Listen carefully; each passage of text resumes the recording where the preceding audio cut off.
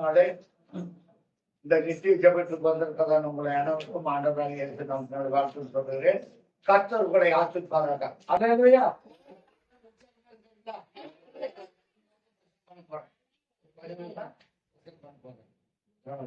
கொஞ்ச நாள் கொடுத்துட்டு கர்த்தருடைய சித்தத்தின்படியாக அடுத்த மாசத்துல நான் இருப்போம். வரப்போகிற ஞாயிற்றுக்கிழமைக்கு அடுத்த ஞாயிற்றுக்கிழமை திருவிருந்து நடக்க போகிறது. 6ஆம் தேதி 6ஆம் தேதி திருவிருந்து நடக்க போகிறது. அந்த 6ஆம் தேதி திருவிருந்திலே 8வது ஆண்டு முடிந்து 9வது ஆண்டுல நம்ம அடியெடுத்து வைக்க போகிறோம். அதனால திருவிருந்தையும் சோதர கூடத்தையும் ஒன்றாக வைக்கிறோம். திருவிருந்தையும் சோதரத்து கூடத்தையும் ஒன்றாக ஒரே நாளையில வைக்க போறோம். அன்னைக்கு 3 மணி வரையில போட்டது. 3 மணிக்கு தான் திருவிருந்து முடியும். ஏன்னா சோதர கூடத்தையும் நான் யாரையாவது வர சொன்னதெல்லாம் என் ஜபம். இப்ப சொன்னதெல்லாம் என்ன? என்னுடைய ஜபம், ஊழியக்காரனுடைய ஜபம். என் ஜபத்தை கேட்பார கேட்க மாட்டார். என் ஜபத்தை கேட்கிறவர் மாம்சமான யாவரும் இடத்தில் வருவார்கள். அவர் ஜபம் கேட்கிறவர், என் பெருமூச்சுக்கு பதில் கொடுக்கிறவர். நம்ம பெருமூச்சு விடல, பெருமூச்சு விட்டுருந்தா ஜபத்தை கேட்க மாட்டார். அதையும் கேட்பாரு. இருந்த போதிலும் என் பிள்ளைகள் நல்லவர்கள். அல்லேலூயா. பிள்ளைகள் யாருங்க? நல்லவர்கள். நீங்க போட்டுங்க, கொடுத்தால் எல்லாம் ஆசீர்வாதம் நடக்கும். அல்லேலூயா, அல்லேலூயா. தேவசனங்களே, கர்த்தர் சொல்லுகிறதை நீங்கள் நன்றாய் கேட்டுக்கொள்ளணும். அல்லேலூயா, அல்லேலூயா. ஆகவே பிரியமான தேவசனங்களே, நாம் இன்றைக்கு வாசித்த சங்கீதம் எத்தனாம் சங்கீதம் வாசிங்க? 40ஆம் சங்கீதம் 13வது வசனத்தை வாசிப்போம். கர்த்தாவே என்னை நம்ம விடுவிக்கணும். ஏங்க என்னை ஒருத்தர் கட்டி போட்டியா? என்னை ஒருத்தர கட்டி போட்டி அப்புறம் எங்க என்னை விடுவிக்கிறது அப்படின்னு நம்ம எப்படி சொல்றோம்? நான் சொல்றேன், கர்த்தாவே என்னை விடுவித்தரலாம். நான் இந்த அலட்சியில பட்ட பாட ஆண்டவர்கிட்ட சொல்லி இருக்கிறேன். ஆண்டவரே என்னை விடுவித்தரலாம் அப்படின்னு நான் சொல்லுவேன். எங்க வீட்டுல சொல்ல இத்தனை சோம்படுத்த சோம்படுத்த மாட்டாரா? படுப்பாரு. ஏன் பழகிட்டே இருக்கிற? இங்க தாவீது அப்படித்தான், என்னை விடுவித்தரலாம். அவனும் புலம்புறானா இல்லையா? புலம்புறானா இல்லையா? அப்ப ஊழியக்காரரும் புலம்பணும், விசுவாசம் புலம்பணும் இல்லைங்களா? அல்லேலூயா. என்னை ஊழியக்காரனுக்காக தான், விசுவாசிகளுக்காக தான். ஒரு நோய் தாக்கிடுச்சுன்னா அதுல இருந்து விடுதலை வரணும். நம்ம விடுதலை பெறதுக்கு தான் ஆசைப்படுவோம். இல்ல அப்படியே அந்த நோய் இருக்குன்னு விரும்புவோமா?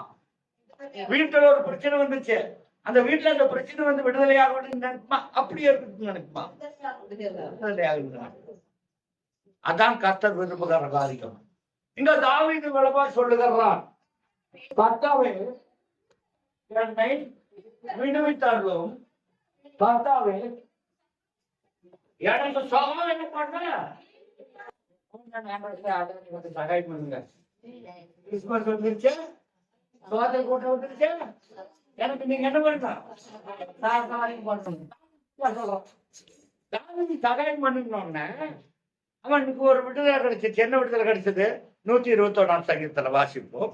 1வது வசனம் சீக்கிரம் எடுத்து வாசிக்கணும். எனக்கு ஒத்தாசை வரும் பர்வதங்களுக்கு நேராக என் கண்களை வானத்தையும் பூமி உண்டாக்கின கஷ்டத்துக்கு எனக்கு என்ன வர்றோம்? ஒத்தாசை வரும், சகாயம் வர்றோம். அவர் எல்லாருக்கும் என்ன சகாயம் செய்கிறவர் தான். சகாயம் என்ன? ஒத்தாசை. ஒத்தாசை அனுப்புகிறவர். நான் இப்ப ஜபத்துல தான் உங்களுக்கு நான் எல்லாமே சொன்னேன். இந்த காரியங்கள் இருக்குது, இந்த காரியங்கள் இருக்குது. நீங்க தயவு செஞ்சு நீங்க எல்லாம் செய்யணும். நான் கேட்கறேன், வானத்தையும் பூமி உண்டாக்குன கட்டத்திலிருந்து எனக்கு என்ன வர்றோம்?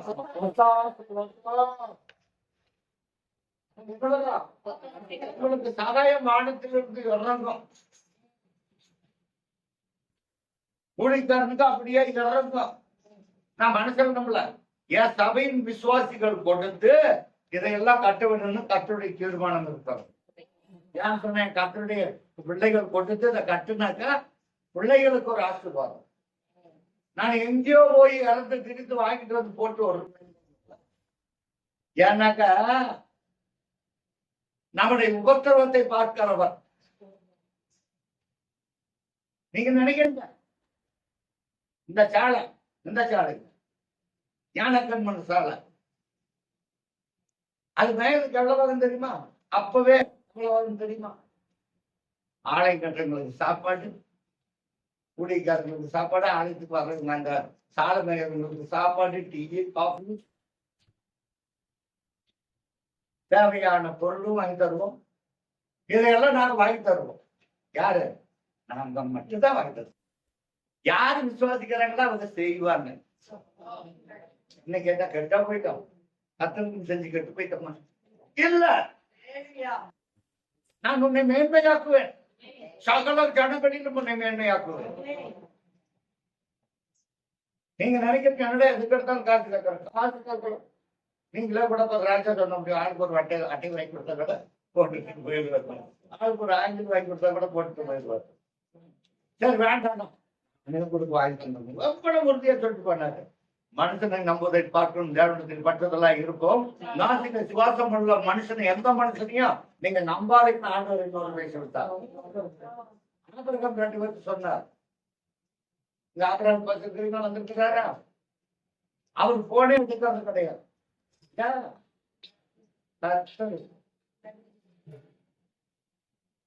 நம்ம அந்த ஊழிக்காரர் தருமபுரியில இருக்கிறாங்க, இந்த ஊழிக்காரர் இங்க இருக்கிறாங்க, எல்லாம் உங்களுக்கு அட்டை கொடுக்குறாங்க. கடைசி அங்க ரமேஷ் சொன்னான், இந்த ஊழியருடைய மீட்டிங் வாங்க, சொல்றேன், இந்த ஊழியருடைய மீட்டிங்க்கு வாங்க. அவங்க 4 மாசம் 6 மாசம் அட்டை கொடுத்தாங்க. அட்டை ஆங்கில எல்லாம் வாங்கி கொடுத்துருவாங்க, நீங்க சொல்லி கொடுத்துருவாங்க. அதான் எல்லா பக்கம் நடக்குது. ஆனா நமக்கு ஆண்டவர் ஏன் செய்வாங்கன்னு எனக்கு தெரியாது. ஏதோ நன்மைகள் இருக்க மாட்டேங்குது விசுவாசிக்கிறேன். நான் சொன்னாக்க நம்முடைய வேர்வைக்கு தான் கர்த்தர் எதிர்பார்க்கிறார். நம்முடைய கையினுடைய ஆசீர்வாதத்தை கர்த்தர் பார்க்கிறார். அவன் சொன்னான், கடைசியா அந்த பாசு 4 மாசம் 6 மாசம் நடத்தினாரு. அப்புறம் என்ன ஆகுது? அந்த பாசு அங்க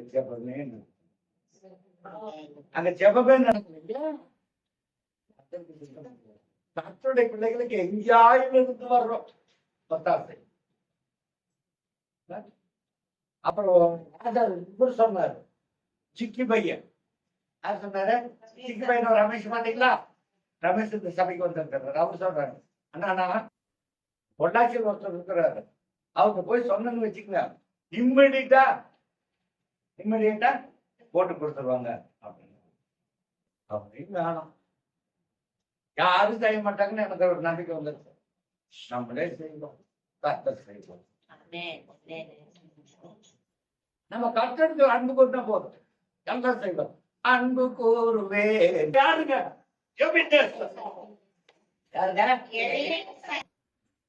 நீங்களும் நானும் ஆராதிக்கிறது யாருதான்?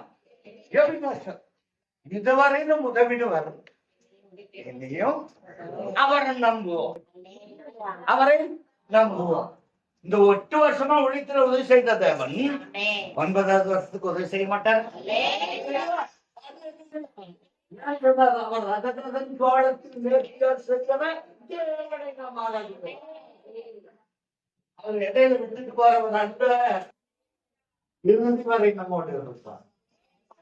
அவர் இறுதி வரை நம்மை நடந்துக்கிறோம். ஒருபோதும் ஒரு நாள் நம்மை தனியே விட்டுட்டு போக மாட்டார். நம்மை வழி நடத்துவார், பலப்படுத்துவார். என் சனங்கள் ஒருபோதும் கட்டு போக கூடாதுன்னு சொல்றாரு. அப்ப சனங்கள் கட்டு போக கூடாதுன்னா ஒளிக்கார் கட்டு போட்டு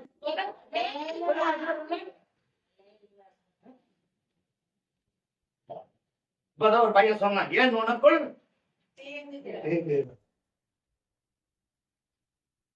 ஏன் உனக்குள் தேர்ந்துறாய்? கர்த்தரை நோக்கி காத்திரு, உன் முகத்துக்கு என்ன வரும்? ரட்சிப்பு வரும். நமக்கு ரட்சிப்பு வரும். ரட்சிப்பு எங்கிருந்து வர்றோம்?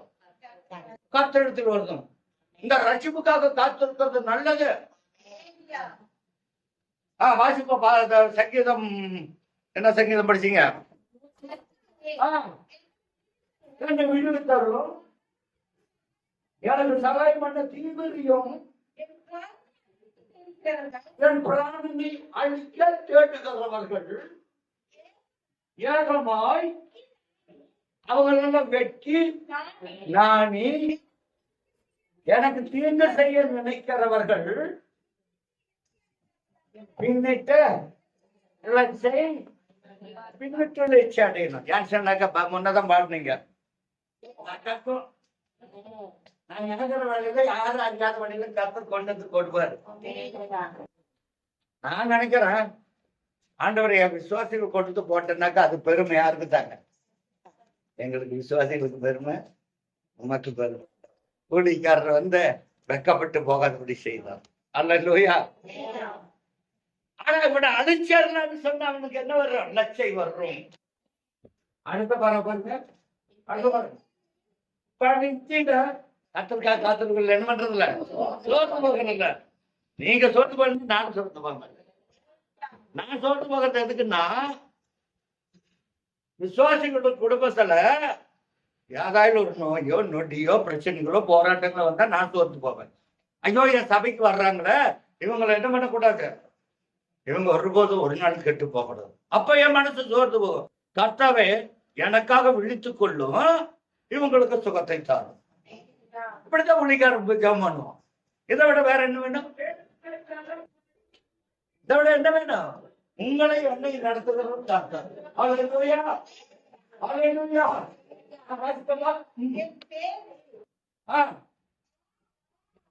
அந்த வசனத்தோட நிறுத்திப்போம். அந்த வசனத்தை கடைசி வரைக்கும் பார்ப்போம். ஒன்ன படிச்சீங்களா அந்த வசனத்தை? கர்த்தாவே சாயமான தீவிரியும் என் பிராணனை என் உயிரை அழிக்க தேடுகிறவர்கள் ஏகமாய் வெற்றி நானி எனக்கு தீர்வு செய்ய நினைக்கிறவர்கள் பின்னட்டி வச்சிடணும். நம்மளை யாரு கெடுக்க பாக்குறாங்களோ, நமக்கு யாரு குழி வெட்டுறாங்களோ அவங்களே விடுவாங்க. லட்சம் மூடிடும், நெஞ்சை மூடிடும். நம்ம அழிக்க வந்துட்டா அவங்கள்தான் லட்சம் மூடி போடும். நம்மளுடைய வழி கத்தர்கோப்பு கொடுக்கணும். நம்முடைய வழிய கத்தர்கோப்பு கொடுக்கணும். ஒரு கதை சொல்றேன் கேளுங்க. ஒரு காகமும் ஒரு கிளியும் ஒரு மரத்துல இருந்தது. என்ன சொல்ற? காகமா கிளியும் பார்க்க பட்சியா அழகா இருக்கும், மூக்கு செவடு சவப்பாரு. நம்ம இப்படி அந்த காக்கா எப்படி இருக்குது? நம்ம கலர் அந்த கிளியா காக்கா இருக்குது. சொல்லுங்க குமார், நீங்களே எதுவுமே சொல்றதுல வாயை திறக்கிறதில்ல. ஆலயத்துக்கு வந்தா கர்த்தருடைய வசனத்தை சொல்லணும். காக்கா எப்படி இருந்தது? என்ன கலர்ல இருந்தது? கருப்பாக இருந்தது.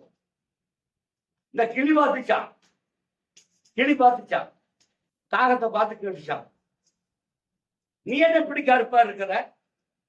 நீ என்ன இப்படி கருப்பா இருக்கிற? காக்கான்னு கத்துற, உன்னை பார்த்தா எல்லாரும் வெறுக்கிறாங்களாட்டு இருக்குது அப்படின்றாங்க. கிளி சொல்லிச்சான், நான் எவ்வளவு அழகா இருக்கிறேன், என்னை பார்க்கறவங்க எல்லாம் என்ன பண்ணுவாங்க? கொஞ்சுவாங்க. என்ன பண்ணுவாங்க? இடையே கொஞ்சுவாங்க. என்னக்கா அது கொஞ்சி கொஞ்சி பேசுதா இல்லையா? நாங்க ஒரு கிளி வளர்த்தோம், சரோஜான்னு கூப்பிடும். அல்லேலூயா. என்னன்னு கூப்பிட? சரோஜான்னு கூப்பிடும். காக்கா சரோஜான்னு கூப்பிடுமா? காக்கான்னு தான் கூப்பிடும். நான் யாரு? காக்கா. ஆனால் தேவன் கூப்பிடுகிற காக்கை குஞ்சுகளுக்கு ஆகாரம் கொடுக்கறதுன்னு இந்த பைபிள்ல போட்டுருக்குது. ஆகாரம் கொடுக்கிறவர் அல்ல. ஏன்னாக்க யாராலும் எல்லாராலும் ஒதுக்கப்பட்டவங்களுக்கு தான் கர்த்தர் எல்லாம் செய்வாரு. நீங்க எல்லாராலும் கைவிடப்பட்டு எல்லாராலும் இந்த நாள் மூடிக்கொண்டிருக்கிற லட்சம் அவங்களத்தான் மூடும். இந்த கிளி சொன்ன உடனே இந்த காக்கைக்கு என்னாச்சு? காக்கைக்கு என்ன கோவில சந்தோஷம். என்னப்பா பண்றது? என்னை கர்த்தர் இப்படி படிச்சுட்டாரு, என்னை ஆண்டவர் இப்படி படிச்சுட்டாரு, உன்னை மேன்மையா படிச்சு வச்சிருக்கிறாரு அப்படின்னு. உடனே கொஞ்ச நேரத்துல இந்த சாப்பாடு வைக்கிறாங்கல்ல, எதுக்காக சாப்பாடு வைப்பாங்க? காக்கான்னு அந்த வீட்டுக்காரன் கூப்பிட்டான், அந்த மரத்துக்கிட்டு இருக்கிற வீட்டுக்காரன். உடனே இந்த காகத்துக்கு என்ன பண்ணிருச்சு? சாப்பாடு வச்சுட்டா அதை திருப்தியா சாப்பிட்டு இருந்தது. இந்த கிளி பார்த்துச்சு. கிளி பார்த்த உடனே இந்த காக்காயை கூப்பிட்டு கேட்டுதான், நீ உன்னை யாரும் மதிக்க மாட்டாங்கன்னு நினைச்சேன். உன்னை கூப்பிட்டு என்ன பண்ணாங்க? சாப்பாடு கொடுத்துட்டாங்க. என்னை ஒருத்தரும் கூப்பிடல அப்படின்னு கிளி சொல்லிச்சான். இந்த கிளிக்கு என்ன இருந்தது? வீண் பெருமை. அப்புறம் இந்த கிளி கூப்பிட்டுச்சான், உனக்கு ஆகாரம் கிடைச்சிருச்சு, உன்னை காக்கான்னு கூப்பிட்டே பாவான்னு கூப்பிட்டு உனக்கு சாப்பாடு கொடுத்துட்டாங்க, எனக்கு ஒருத்தருமே கொடுக்கல. என்ன பண்றாங்கன்னா, நீ நல்லா பேசுறது, நீ என்ன பண்ண, நீ நல்லா பேசணும்னு எனக்கு சொல்றாங்க. இந்த பேச்சையெல்லாம் பழக்கிறதுக்கு சொல்றாங்க. வீண் பெருமை இருக்கக்கூடாது நம்முடைய வாழ்க்கையில. வீண் பெருமை மட்டும் வந்துட்டா அது எப்பேற்பட்ட தாழ்த்திடும். நான் உங்களுக்கு சுருக்கமா சொல்லிடுறேன். ஒரு ராஜா தானியல் இருக்குது, வீட்டுல போய் படிங்க. தானியல் என்ன சொல்லப்பட்டிருந்ததுனாக்கா, ஒரு கனவு தாங்க. இப்ப தானியல் சொல்றான், இதுபோல அந்த கனவுக்கு அர்த்தத்தை சொல்றான். நீங்க 7 வருஷம் உங்களுக்கு நீங்க பெருமை கொட்டீங்களா? 7 வருஷம் எல்லாம் சொல்றாங்க. நீங்க 7 வருஷம் காட்டுல சஞ்சரிக்க வேண்டியதா வர்றோம். 7 வருஷம் காட்டுல சஞ்சரிக்கிறது குடியிருக்கதாக வர்றோம் அப்படின்னு சொன்னான். இந்த கனவு பார்த்து உடனே இவன் அடுத்த நாள் இவனுக்குள்ளாக ஒரு பெருமை வந்து, அவன் கட்டின பாபிலோன் அரண்மனையில போய் அவன் சுற்றி திரிந்தான், உலாவினான். அவன் கட்டின வீட்டுல அரண்மனை மேல் போய் உலாவி கொண்டிருந்தான். அப்பதான் அவன் பார்த்தான், இது நான் எனக்கென்று கட்டின இது அரண்மனை அல்லவா என்று சொல்லி பாபிலோன் ராஜா சொல்றான். அவனுக்கு ஒரு பெருமை வந்தது. உடனே என்ன பண்ணான், என்று முதல் உன்னுடைய ராஜ்யம் எடுக்கப்படுகிறது, நீ காட்டில் இருக்கிற மிருகங்களோடு 7 வருஷம் சஞ்சரி. உடனே ஆண்டவர் சொல்லிட்டாரு. உடனே அவன் போனான், மாடுகளை போல புல் தின்னான், மாடுகளை போல சிங்கத்தை போல இருந்தான், ஒவ்வொரு மிருகத்தை போலவும் அவன் காட்டிலே வளர்ந்தான். 7 வருடம் இருந்தான். அதற்கு பின்பாகத்தான் கர்த்தர் விடுதலை கொடுத்தார். ஏன் சொன்னாக்க, நம்முடைய வாழ்க்கையில் பெருமை என்று வரக்க கூடாது. பெருமை உள்ளவனுக்கு தேவன் நிறுத்த நிறுத்தலாம். நம்முடைய பெருமை வாழ்க்கையில் மாத்திரம் வரக்கூடாது. இந்த கிழக்கு வந்துச்சா இல்லையா? உடனே வந்ததா இல்லையா? வீண் பெருமை, வீண் புகழ்ச்சி, இதையெல்லாம் நான் கேட்டு ஓடக்கூடாது. வாழ்க்கையில் நமக்கு என்ன கொடுக்கிறோமோ அதான் கர்த்தர் நடத்துவாருன்னு சொல்லிட்டு நீங்க இருக்கணும். அல்லேலூயா, அல்லேலூயா. ஏன்னு சொன்னா, நீங்க அப்படி இருக்கும் பொழுது பாருங்க, 2வது வருஷத்தை வாசிப்போம். 41ஆம் சங்கீதம் 2வது வருஷம், 41ஆம் சங்கீதம் 2வது வருஷம். கர்த்தர் அவனை பெருமைன்னா, கர்த்தர் அவனை பாதுகாத்து. சங்கீதம் 41:2. கர்த்தர் அவனை பாதுகாத்து அவனை என்ன செய்வாரா? கர்த்தர் உயிரோடு வைப்பார். நாம் கர்த்தரோடு நம்ம கர்த்தர் உயிரோடு வைப்பார். நம்ம கர்த்தர் தேடுறது செத்தா போயிடுவாங்க. பூமியில சித்திரவதைகளை அனுபவிப்பார்கள். கர்த்தரை திருட்டு கொள்ளும் பூமியில மனுஷன் எப்படி வைப்பாரோ உயிரோடு வைப்பார். பூமியில அவன் பாக்கியவானே இருப்பான். உங்களை என்னை கர்த்தர் பாக்கியவானை காட்டுறதுக்கு தான் கர்த்தர் தெரிந்து கொண்டிருக்கிறார். உங்களை என்னை எதற்காக கர்த்தர் தெரிந்து கொண்டிருக்கிறார்? இருக்கணும், நீ ஆசீர்வாதமாய் இருக்கணும், நீ வருகையிலும் ஆசீர்வதிக்கப்பட்டனும் போகையிலும் ஆசீர்வதிக்கப்பட்டனும், நீ பட்டணத்திலும் ஆசீர்வதிக்கப்பட்டிருக்கணும், எல்லா இடத்திலும் ஆசீர்வாதமா இருக்கணும். கர்த்தருடைய பிள்ளைகளுக்கு ஒரு நாளும் ஒருபோதும் வெட்கப்பட்டு போகாதபடி செய்கிறவர் கர்த்தர். உங்களை என்னை கீழாக்காமல் மேலாக்குவார், வாழாக்காமல் தலையாக்குவார். அவரால் முடியும். ஒருவனை தாழ்த்துகிறவன் அவர் தான், உயர்த்துகிறோம் அவர் தான், கொள்ளுகிறவன் அவர்தான், உயிர்ப்பிக்கிறவனும் அவர் தான். என்ன செய்திருக்கிறீங்க? வசனத்தின்படியாக செய்கிறோம். வசனத்தின்படி நடக்கிறவர்களுக்கு, உத்தமாய் நடக்கிறவர்களுக்கு கர்த்தர் நன்மை வழங்காதீரா? உத்தமமாய் நடக்கிறவன் பத்திரமாய் நடப்பான். நாம் கர்த்தருக்கு உத்தமமாய் இருக்கணும், மனுஷனுக்கு உத்தமாய் இருக்கவே கூடாது. என்ன சொல்லுது? உத்தமமாய் நடக்கிறவன் பத்திரமாய் நடப்பானாம். அப்ப உன் வழிகளுக்கெல்லாம் கர்த்தர் தூதர்களை வைப்பார். பத்திரமா நடக்கிறது என்ன அர்த்தம்? வழியில் ஒரு கண்ணு தட்டிக்கிட்டு விழுகிறவங்களும் இருக்கிறாங்க இல்லையா? அப்ப வழிகளுக்கெல்லாம் நம்ம கர்த்தர் பாதுகாக்கிறவராக உத்தமமாய் நடக்கிறவன் பத்திரமாய் நடப்பான். தீங்கிலே விழுந்தால் அவனை துன்மார்க்கனோடு கர்த்தர் போக செய்கிறான். இதெல்லாம் நீங்க நல்லா புரிந்து கொள்ளணும். துன்மார்க்கனோடு சேர்க்கக்கூடாது. அல்லேலூயா, அல்லேலூயா.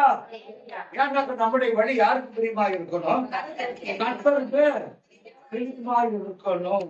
அல்லேலூயா, அல்லேலூயா. ஆகவே பிரியமான தேவ ஜனங்களே, கர்த்தர் சொல்வது நீங்கள் நன்றாய் கேட்டுக்கொள்ளணும். அல்லேலூயா. பாருங்க, இன்னுமாக ஒரு வசனத்தை வாசிக்கிறேன், நீங்க நன்றாய் கேட்கணும்.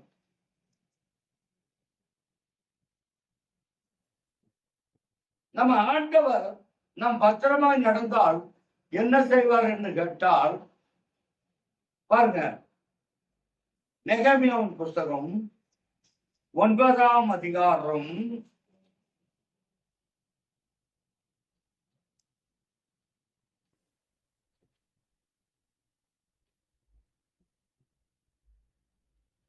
5-6 வாசிப்போம் சீக்கிரமாப்பா.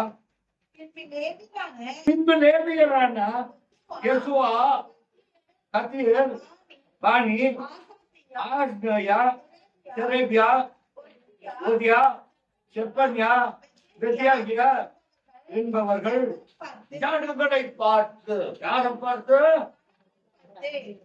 யாரை பார்த்து? நம்மளெல்லாம் யாரு? ஜனங்கள். நம்மளை பார்த்து இன்னைக்கு ஆண்டவர் சொல்லுகிறார், ஜனங்களை பார்த்து நீங்கள் நடந்திருக்கிற அனாதியாய் என்றைக்கும் இருக்கிற நீங்கள் தேவனுடைய கர்த்தரை சோதரியுங்கள் என்று சொல்லி கர்த்தரை நோக்கி எந்த ஸ்துதி சோதரத்துக்கும் மேலான உம்முடைய மகிமையுள்ள நாமத்திற்கு சோதனம் உண்டாவதாக, நாமத்திற்கு சோதனம் உண்டாவதாக. நீங்க சொல்ல வேண்டிய காரியம் என்ன? கர்த்தருடைய நாமத்திற்கு சோதனம் உண்டாவதாக. அவருக்கு சோதனம் செலுத்தினால் போதும், மகிமை உண்டாகும். வாசி பாபா, நீங்கள் ஒருவர் தான் கர்த்தரை அல்லாமல் தேவன் யார்? அவர் ஒருவர் தான் கர்த்தர். நீ வானங்களையும் வானாதைகளும் அவருடைய சர்வ சேனைகளையும் பூமியிலும் அவைகளுள்ள எல்லாவற்றையும் சமுத்திரங்களையும் அவைகளுள்ள எல்லாவற்றையும் உண்டாக்கினேன். அவைகளை எல்லாம் பாத்தீங்களா, நம்மளை காப்பாற்றுறதுக்கு தான் நம்மளை அழைத்தது. கர்த்தாவை விடுவினா விடுப்பாரு, காப்பாற்றுவாரு. அப்ப சமுத்திரத்தில் இருக்கிறதும் பூமியில இருக்கிறதையும் எல்லாத்தையும் காப்பாற்றுகிறார். கர்த்தருடைய பிள்ளைகளை கைவிட மாட்டான், கைவிடுவார விட மாட்டான். நம்மளை காப்பாற்றுகிறவர் தான். முன்னாடி வருஷத்தை படிச்சீங்க, என்ன படிச்சீங்க? 41:2. கர்த்தர் அவனை பாதுகாத்து அவனை உயிரோடு வைப்பார், பூமியில காத்துவார். நம்ம காப்பாற்றினால்தான் உயிரோடு இருக்க முடியும். அவர் காப்பாற்றினால்தான் நம்ம உயிரோடு இருக்க முடியும். அவர் காப்பாற்றினா நம்ம உயிரோடு இருக்க முடியாது. அல்லேலூயா, அல்லேலூயா. ஆகவே பிரியமான தேவஜனங்களே, எடுத்து வாசிப்போம். 2 வருஷம் வாசித்து முடிச்சிடலாம். யோபுவின் புஸ்தகம்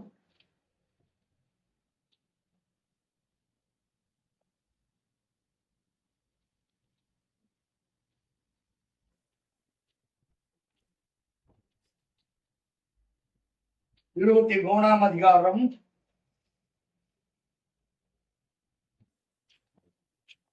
22வது வசனம் 23வது வசனத்தை வாசிப்போம்.